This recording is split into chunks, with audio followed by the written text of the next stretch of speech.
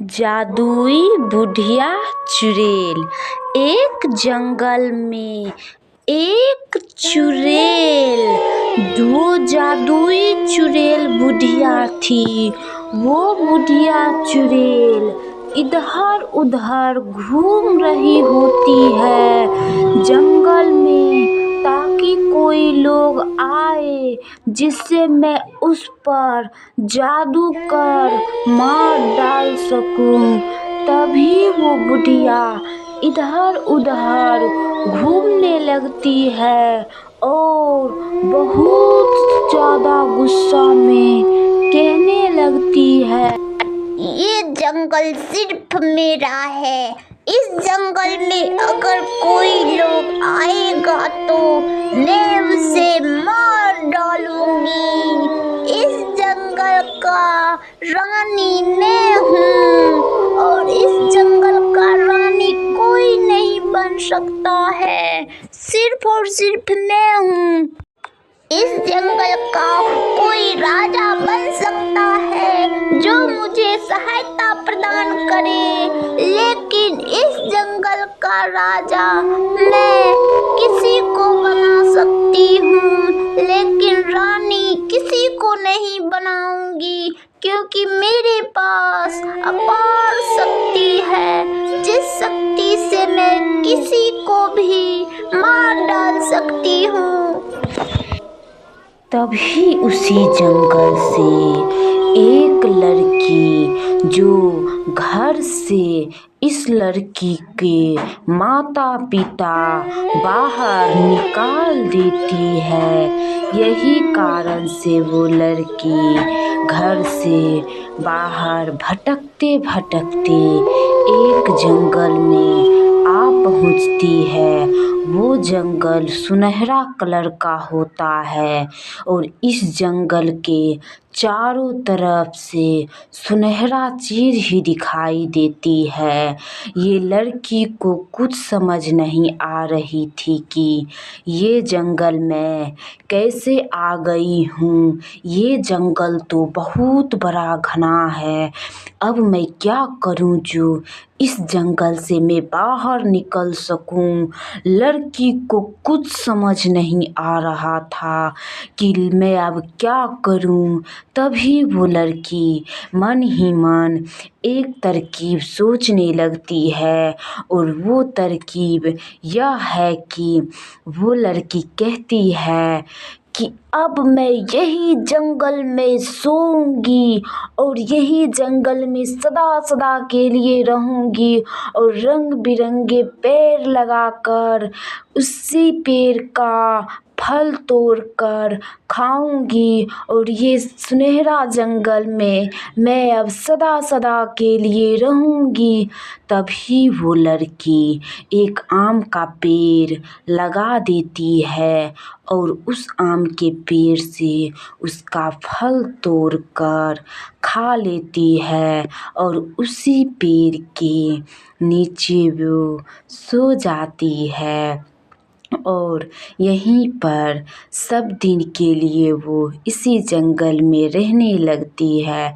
अगर ठंड लगती है तो वो चादर ओढ़ लेती है और वहीं पे सो जाती है और सुबह होने के बाद फिर से वो जाग कर बैठ जाती है और चारों तरफ देखने लगती है कि ये जंगल में कौन कौन रहता है। तभी वो लड़की पाती है कि ये जंगल में कोई नहीं रहता है, सिर्फ मैं ही हूँ।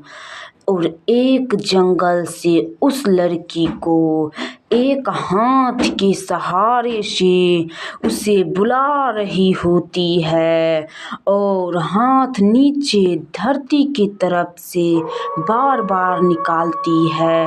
तभी उसी जंगल से एक लड़की थाली में पूजा की सामग्री लेकर जा रही होती है पूजा करने के लिए। वो लड़की हाथ नहीं देखती है कि यही धरती के नीचे से एक हाथ रहा करती है और ये हाथ के सहारे से सबको बुलाती है और यही हाथ से वो सबको जमीन के नीचे खींच लेती है और इसे जान से मार डालती है सबको। ये लड़की को कुछ पता नहीं होती है और ये लड़की खड़ा होकर पूजा कर लेती है और खड़ा होकर यहीं पे चारों तरफ देखने लगती है जंगल का दृश्य और मन ही मन सोचने लगती है ये जंगल तो बहुत ही सुंदर है और ये जंगल में मन करता है यहीं पे सो जाऊं। ये जंगल बहुत साफ सफाई भी है। तभी वो लड़की यहीं पे अगरबत्ती दिखाने लगती है और यहीं पे पूजा पाठ करने लगती है। ये लड़की को भगवान से बहुत लगाव होती है। तभी वो लड़की भगवान को प्रणाम करती है और अपनी मन की इच्छाएं भगवान के सामने प्रकट करती है और सारी बात भगवान को बताने लगती है और वो पूजा पाठ कर लेने के बाद घर चल जाती है। तभी फिर से उसी जंगल से एक हाथ और उसे बुलाने लगती है और कहने लगती, आओ सब मेरे पास आओ। तभी सारे लोग को कुछ समझ नहीं आ रही होती है और उसी जंगल के पास एक बुढ़िया जो जादुई बुढ़िया चुड़ैल थी वो इस जंगल को तबाह करके रखी होती है और एक जंगल में वो हाथ जो होती है वो सबको तबाह करके रख देती है। ये बुढ़िया तो इधर उधर भटक भटक कर लोगों को ढूंढ रही होती है ताकि कोई लोग आए तो मैं इसी पेड़ के नीचे मार कर फेंक दूं।